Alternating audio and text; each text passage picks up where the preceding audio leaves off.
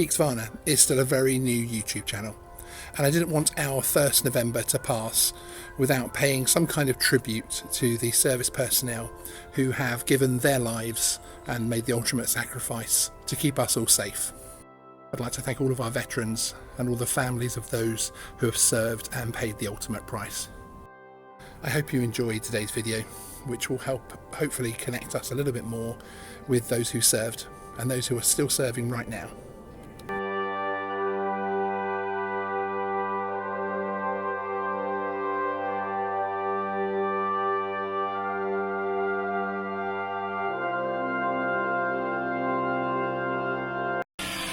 Geeksvana is your drone channel, providing news, reviews, flights, interviews, and much more. Become part of our growing community. Hey everyone, my name is Sean and welcome to Geeksvana. Drones are becoming commonplace in our modern skies, and the next couple of decades will see an explosion of unmanned aircraft zipping above our heads. Everything from the drone taxi cabs of Dubai, New York, to the medical drones providing fast responses to health emergencies. It would seem that there are many issues faced by our society that a drone will hold a solution to. As a hobbyist flyer, we enjoy our technological marvels, capturing some impressive footage or taking on our friends in an exciting FPV race. However, what many modern day drone enthusiasts do not realise is the history of unmanned aircraft stretches back all the way to the First World War. This includes their use in the Second World War. As you might expect, drones were quite primitive during the Second World War in comparison to today's modern marvels. They were most commonly used as a target practice for the Navy and rarely had offensive capabilities. Whether you fly a camera drone with a full colour screen or watch your FPV flights through goggles, you would be forgiven for feeling that your technology is pretty advanced. But what if I were to tell you that there was a TV screen drone was being flown as far back as the Second World War? These drones, developed by the US during World War II, were simply old bombers stripped of non-crucial components and then tightly packed with dynamite. The drone bombers were then equipped with huge cameras. These types of drone bombers were deployed for Operation Aphrodite, where old unwanted B-17 and B-24 bombers were launched, initially flown by human pilots. Once the bomber had been flown towards its intended target, the pilot would then parachute out of the plane. A following aircraft would then pilot the now unmanned bomber via robot controls, staying within range of the TV signal being emitted by the drone bomber. The trailing plane would get images on a TV receiver, which would help them steer the bomber towards its intended target using radio control.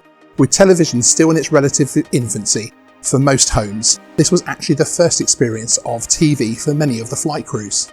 These unmanned missions were not deemed a success by most, with American lives lost, including the future President John F. Kennedy's older brother Joseph, whose plane tragically exploded before he could evacuate. Other American drones such as the TDR-1 were developed. These aircraft would drop bombs rather than act merely as radio-controlled torpedoes. Although they were service tested in 1944 and around 200 were constructed, these assault drones only experienced limited success with the technical limitations, meaning it was not as effective as conventional weapons. Fast forward to 1946 and the Navy held a public demonstration to show the other drone aircraft they'd been working on.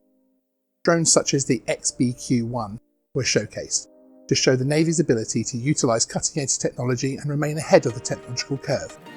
These craft never saw service and were mainly unsuccessful in their intended uses. However, the love affair with looking for effective drone aircraft had well and truly begun.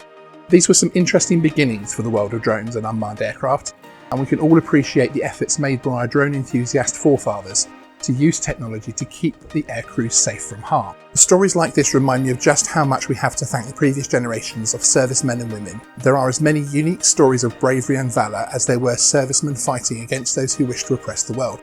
We thank them for their service in this month of remembrance. You will have no doubt noticed my filming location today, which itself holds many fascinating stories about our joint allied histories. The FAST Museum, Farnborough Air Sciences Trust, is dedicated to Farnborough's proud aviation heritage and significant contribution to air science research, and offers an important educational resource, as well as being a fantastic day out. The volunteers here have a wealth of knowledge and experience, and if you ever find yourself in the southeast of England, you should stop by and pay them a visit. Please remember to like and subscribe.